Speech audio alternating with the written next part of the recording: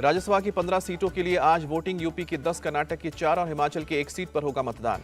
56 राज्यसभा सीटों में से 41 सीटों पर पहले ही निर्विरोध जीत चुके हैं उम्मीदवार। आज सुबह 9 बजे से लेकर शाम को 4 बजे तक होगी वोटिंग। राज्यसभा की वोटिंग से पहले यूपी में बड़ी हलचल। अखिलेश यादव की डिनर में नहीं पहुंचे 7 सपा के विधायक। क्रॉस वोटिंग का डर। विधायक पूजा पाल, राकेश प्रताप सिंह, अभय सिंह, महाराजी देवी सपा की बैठक और डिनर में नहीं पहुंचे। विनोद चतुर्वेदी, मनोज पांडे और राकेश पांडे भी रहे गैर मौजूद। राज्यसभा चुनाव को लेकर सीएम योगी ने भी बीजेपी और सहयोगी दलों को डिनर पर बुलाया। डिनर से पहले हुई बैठक में वोटिंग के तरीके बताए गए। बीजेपी और सहयोगी दलों के डिनर पर राजा भैया ने खोला पत्ता। कहा कि उनकी पार्टी बीजेपी को वोट करेगी। पीएम मोदी आज केरल और तमिलनाडु के दौरे पर जाएंगे। कई नई परियोजनाओं का उद्घाटन और शिलान्यास करेंगे। पीएम मोदी सुबह 10:45 पर तिरुवनंतपुरम के विक्रम साराभाई स्पेस सेंटर भी पहुंचेंगे। विकास योजनाओं को हरी झंडी दिखाएंगे। प्रधानमंत्री 12:30 बजे केरल में बीजेपी की पदयात्रा के समापन कार्यक्रम में होंगे शामिल। जनसभा को संबोधित करेंगे। पीएम मोदी दोपहर 2:45 बजे तमिलनाडु के त्रिपुर पहुंचेंगे। यात्रा के समापन कार्यक्रम में हिस्सा लेंगे। विशाल जनसभा को संबोधित करेंगे। पीएम मोदी शाम को 5 बजे मदुरई पहुंचेंगे। एमएसएमई के डिजिटल मोबिलिटी इनिशिएटिव कार्यक्रम में शामिल होंगे। केरल में इंडी गठबंधन में दरार। राहुल गांधी की संसदीय सीट वायनाड से सत्ताधारी एलडीएफ में शामिल सीपीआई ने एनी राजा को बनाया है अपना उम्मीदवार। सीपीआई ने 4 लोकसभा सीट पर उम्मीदवारों के नाम का ऐलान किया। कांग्रेस सांसद शशि थरूर को तिरुवनंतपुरम में टक्कर देंगे पिन्नयन रविंद्रन। दिल्ली में आज आम आदमी पार्टी की पीएसी की होगी बैठक। लोकसभा चुनाव के लिए उम्मीदवारों के नाम का ऐलान कर सकती है पार्टी। मुंबई में महाविकास अघाड़ी की आज बैठक। शिवसेना, यूटीबी और शरद पवार गुट और कांग्रेस के नेता सीट शेयरिंग पर चर्चा करेंगे। बिहार के पूर्व डिप्टी सीएम तेजस्वी यादव आज 4 रैलियों को संबोधित करेंगे। आज उनकी यात्रा सहरसा, खगड़िया, मुंगेर और बेगूसराय पहुंचेगी। दिल्ली में चुनाव आयोग से मिला टीएमसी डेलीगेशन। आधार कार्ड को डीएक्टिवेटेड करने का मुद्दा उठाया। बेंगलुरु में कांग्रेस चीफ खड़गे ने बीजेपी पर साधा निशाना। संविधान को खत्म करने की हो रही है कोशिश, हमें एकजुट होना होगा कहा। झारखंड विधानसभा में आज होगा बजट पेश। इस बार अंतिम फुल बजट पेश करेगी चंपई सरकार। झारखंड में कांग्रेस को लगा झटका। पूर्व सीएम मधु कोड़ा की पत्नी और सांसद गीता कोड़ा बीजेपी में शामिल हुई। कांग्रेस नेता बन्ना गुप्ता बोले, सबको पता है कि गीता कोड़ा बीजेपी में क्यों गई है। उनके जाने से कोई प्रभाव नहीं पड़ेगा। झारखंड के पूर्व सीएम हेमंत सोरेन के मामले में आज हाईकोर्ट में होगी सुनवाई। याचिका दाखिल कर अपनी गिरफ्तारी को दी है चुनौती।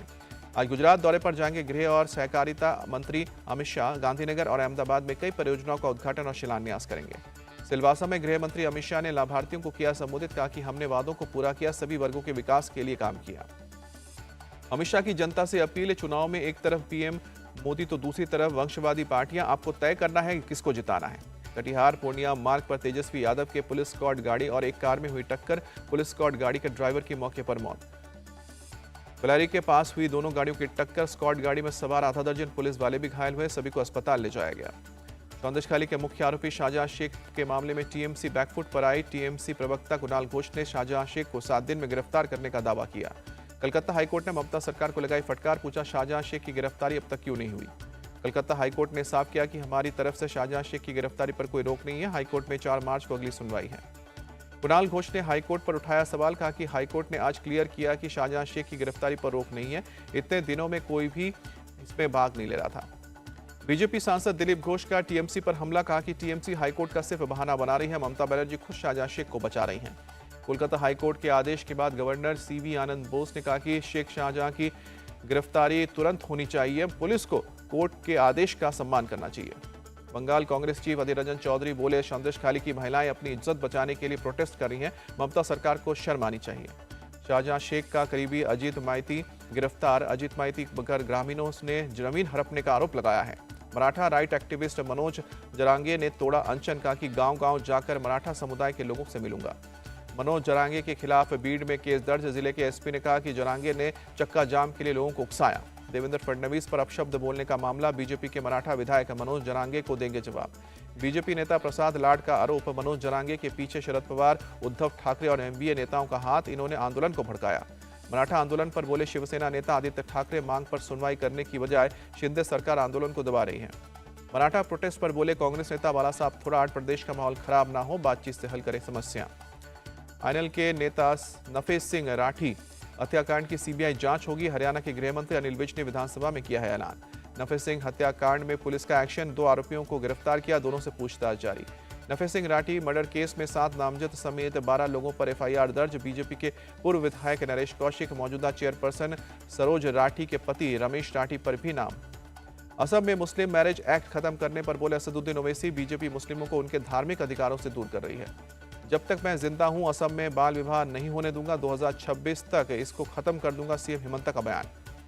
त्रिपुरा में बाल विवाह उन्मूलन प्रोग्राम शुरू, सीएम मानिक शाह ने किया संबोधित। राजस्थान में एक रेप पीड़िता और उसके भाई को गोली मारने का मामला, मंत्री राज्यवर्धन सिंह राठौर बोले अपराध बिल्कुल बर्दाश्त नहीं करेंगे। राजस्थान के पूर्व सीएम अशोक गहलोत का बयान, प्रदेश में कानून व्यवस्था खराब, सरकार इसको ठीक करे। जनवरी 2023 में राजौरी अटैक में एनआईए का एक्शन है, 3 पाकिस्तानी समेत 5 लोगों के खिलाफ चार्जशीट दाखिल। चाइनीज वीजा स्कैम केस में ईडी ने राउज एवेन्यू केस कोर्ट में दाखिल किया चार्जशीट। कांग्रेस के नेता कार्ति चिदंबरम को बनाया गया है आरोपी नंबर 1। पटना के IGIMS हॉस्पिटल में मरीज के परिजनों और डॉक्टर्स के बीच हुआ झगड़ा, एक शख्स ने रिवॉल्वर लहराया, सीसीटीवी में कैद हुई तस्वीर। अस्पताल के सिक्योरिटी सुपरवाइजर की लिखित शिकायत पर केस दर्ज, रिवॉल्वर लेकर प्रदर्शन करने वाले शख्स को रिवॉल्वर के साथ ही गिरफ्तार किया गया। रिवॉल्वर के साथ कारतूस और मोबाइल को भी पुलिस ने जब्त किया। पूरे मामले में कुल 4 नामजद और अज्ञात के खिलाफ भी मामला दर्ज हुआ है। अजमेर में रेलवे अधिकारी को हनी ट्रैप में फंसाने का आया मामला सामने, पीड़ित अधिकारी ने पुलिस में दर्ज कराई केस। सोशल मीडिया के जरिए आरोपी महिला के संपर्क में आए थे पीड़ित, आरोपी महिला ने पैसे नहीं देने पर कानूनी कार्रवाई की धमकी दी थी। उत्तराखंड के नैनीताल में DSP मार्ग पर नगर निगम की एक गाड़ी खाई में गिरी, गाड़ी में सवार एक शख्स की जान गई। पुलिस के मुताबिक गाड़ी में सवार एक शख्स घायल हुआ, अस्पताल में किया गया भर्ती, हादसे के कारणों की जांच जारी। महाराष्ट्र के उरन में धुंगुम गांव के पास बांध टूटने से 4 बच्चे फंसे, 2 बच्चों की बांध के मलबे में दबने से मौत हुई।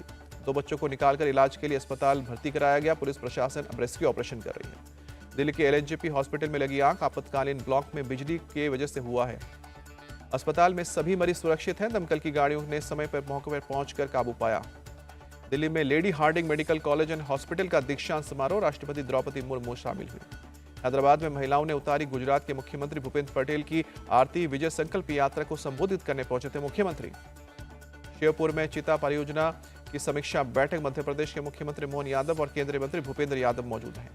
श्योपुर में चीता परियोजना की समीक्षा बैठक पर मध्य प्रदेश के मुख्यमंत्री ने कहा कि यह परियोजना न केवल चीते बल्कि दूसरे पशु प्रजातियों की भी रक्षा करेगी। कानपुर में अडानी ग्रुप के एमुनेशन मैन्युफैक्चरिंग कॉम्प्लेक्स का उद्घाटन हुआ। रक्षा मंत्री राजनाथ सिंह ने कहा कि रक्षा क्षेत्र में मजबूत बनाए रखना है। प्रोग्राम में बोले सीएम योगी, आज यूपी विकास की नई गाथा लिख रहा है, 2017 के पहले कोई निवेश नहीं करना चाहता था। सीएम योगी बोले, आज यूपी के युवाओं के हाथों में तमंचे की जगह टैबलेट होते हैं, 2017 से पहले रंगदारी वसूली जाती थी। सीएम योगी ने एमुनेशन मैन्युफैक्चरिंग कॉम्प्लेक्स का किया दौरा, आर्मी चीफ मनोज पांडे भी मौजूद रहे। रिलायंस फाउंडेशन ने शुरू की वनतारा प्रोग्राम, पशुओं के संरक्षण और पुनर्वास के लिए होगा काम। इंडिया टीवी से बातचीत में बोले अनंत अंबानी, जानवरों की सेवा करना भगवान की सेवा करने जैसा है। बोलीविया में भारी बारिश और बाढ़ का कहर, हजारों लोग घर छोड़कर सुरक्षित जगहों तक जाने के लिए मजबूर। विजय शेखर शर्मा ने पेटीएम पेमेंट बैंक के चेयरमैन पद से इस्तीफा दिया, नए सिरे से बोर्ड का होगा गठन। अमेरिकी दवा कंपनी फाइजर ने अहमदाबाद के नीपेर के साथ किया समझौता, भारत में हेल्थ केयर इनोवेशन को किया जाएगा बढ़ावा। रांची टेस्ट में इंग्लैंड को पटखनी देकर घर में लगातार 17वीं टेस्ट सीरीज जीती टीम इंडिया, 5 विकेट से दर्ज की जीत, सीरीज 3-1 से किया कब्जा। भारतीय बल्लेबाज ध्रुव जुरैल बने प्लेयर ऑफ द मैच। ध्रुव ने पहली पारी में 90 और दूसरी पारी में 39 रन बनाए थे। रांची टेस्ट जीतने के बाद ध्रुव जुरैल ने कहा कि जो भी स्थिति की मांग हो मैं वहां रहना चाहता हूं। यशस्वी जायसवाल एक टेस्ट सीरीज में दूसरे सबसे ज्यादा रन बनाने वाले भारतीय खिलाड़ी बने, विराट कोहली के 655 रनों के रिकॉर्ड की बराबरी की। टीम इंडिया के कैप्टन रोहित शर्मा ने जीत के बाद दिया बड़ा बयान, कहा कि इंग्लैंड के खिलाफ यह सीरीज संघर्षपूर्ण रही, 4 टेस्ट के बाद सीरीज का नतीजा काफी खुशी दे रहा है। रणजी छोड़कर IPL की तैयारी कर रहे हैं खिलाड़ियों को रोहित शर्मा का सख्त संदेश, कहा कि टीम में केवल उन्हीं को मिलेगा मौका जो टेस्ट क्रिकेट में सफलता की भूख दिखाएंगे। इंग्लैंड के खिलाफ रांची टेस्ट जीतने के बाद भारतीय कैप्टन रोहित शर्मा युवाओं के प्रदर्शन से खुश, कहा कि युवा जिम्मेदारी निभाने को तैयार। रांची टेस्ट में हार के बाद इंग्लैंड के कैप्टन बेन स्टोक्स बेहद नाराज नजर आए, कहा कि पिच से कोई शिकायत नहीं। भारतीय स्पिनर अश्विन, कुलदीप और जडेजा की तारीफ की। गजल गायक पंकज उदास का आज मुंबई में होगा अंतिम संस्कार, सोमवार को सुबह ब्रीच कैंडी में अंतिम सांस ली थी। लखनऊ अभिनेता अक्षय कुमार और टाइगर श्रॉफ की फिल्म बड़े मियां छोटे मियां के प्रमोशन कार्यक्रम में हंगामा, पुलिस ने हालात को संभाला। दिल्ली में बीजेपी ने पार्टी नेताओं के लिए फिल्म आर्टिकल 370 की स्पेशल स्क्रीनिंग रखी, तरुण चुग और सुनील बंसल भी मौजूद रहे। फिल्म आर्टिकल 370 की कामयाबी पर बोली यामी गौतम, ये प्रोपेगेंडा फिल्म नहीं, सभी लोग इसको देखें।